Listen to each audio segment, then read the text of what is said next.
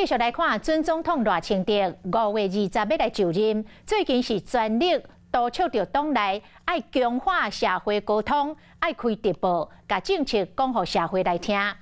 讲赖清德伫中常会来下令，要来统计党内的立委是毋是有开直播，甲报影音的底片，这是予一寡立委批评真严。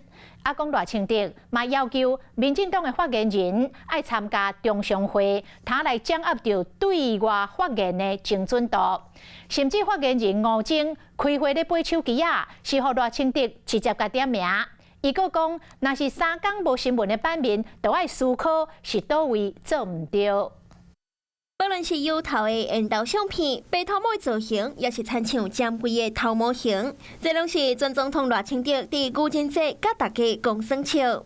赖清德带头要抢流量，最近已经家己党内命令大家开直播。我想现在民党的党公职的压力应该也都不小，应该也不是只有吴征压力大哈。民进党的立委批评了真严，因为传出赖清德伫中常会要求调查倒一寡立委有开直播，或者是有咧做电影片，未少立委是带一条，互相讨论用倒一种机械，或者是敢要含党中央借设备，这已经成做党内的新话题。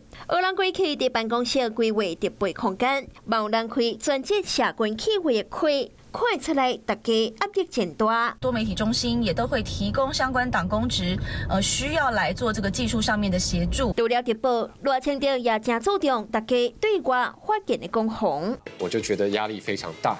因为赖清德主席时常跟我讲，就是你现在是党的发言人，每天都要有曝光，每天都要有回应。如果3天没有版面，那你就要想是不是你哪里做错了。虽然讲吴征是悄悄讲，也不传出现场的气氛是真爱叫，为着要求团队为政策辩护。赖清德更加爱轮值的3位发言人全部参加商会，强化发言的精准度。我觉得下午开会一边看滑手机，一边看说等一下政论提纲是什么？对，赖清德主席头抬起来嘛，就是要回应。